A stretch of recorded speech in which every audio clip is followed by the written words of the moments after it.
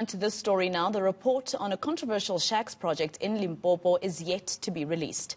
The housing in Talana, Tzaneen came under fire for its cost and shoddy workmanship.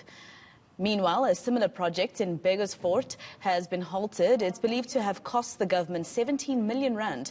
Our reporter Manqoba Mchunu has been following this story for us. He joins us now live. Manqoba, this report into the Tzaneen housing was supposed to be released this week. What's the delay?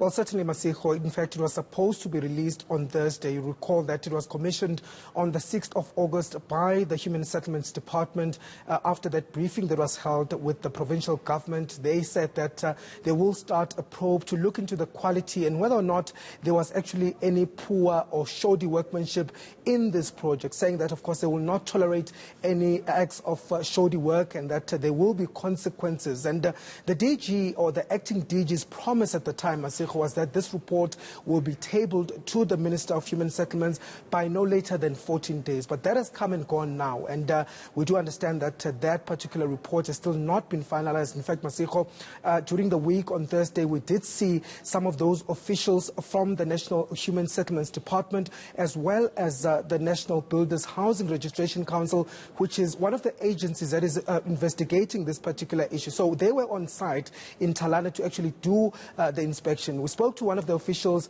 who did indicate that they were here to support the NHBRC to complete the report so that it can be handed over to the minister. But in terms of it being ready, there is no indication at this point as to when exactly that will be. And of course, the Minister of Human Settlement eagerly awaiting this report. She says that she will take this matter up and take this report to Cabinet, saying that she doesn't want to be associated with any conduct that is unbecoming. So she certainly says that she will also bring this matter up to South Africans or table that report to South Africans on what really went down on that particular project. But in terms of when exactly that will be, I think we'll see as the week progresses. Now, obviously the SIU, we also found out that the SIU this week was roped in to also investigate, obviously because the SIU is investigating a lot of corruption that's happening in our government lately. Could it also be the reason why this report that's supposed to go to the minister has been delayed?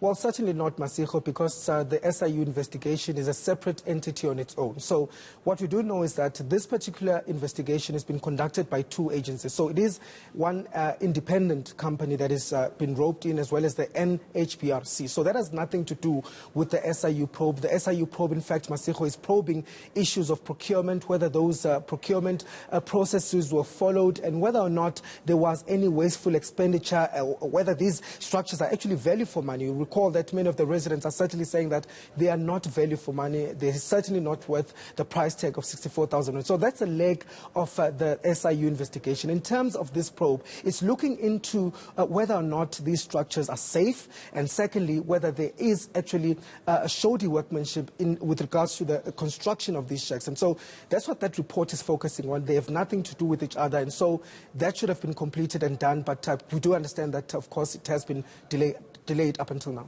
Now, Manqoba, while all these entities investigate this, there's also, the human faces who are being the ones who are sidelined or who are not getting what they've been promised.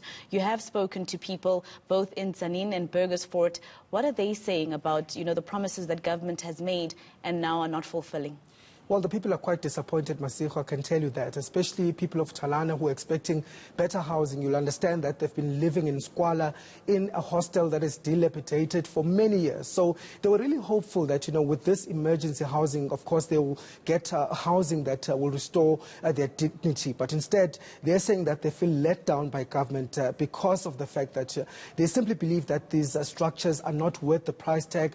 These structures are not safe. We did see some of those structural defects just days after we went there, just days after it was launched, in fact, by Premier Stan Mathabata. So they have supported, Masiho, that probe by the SIU, and in fact are eagerly awaiting also that report into the quality of these structures. They certainly believe that somebody should be held accountable for the poor quality of the shacks. Well, thank you very much. That's our reporter, Manqoba Mchunu.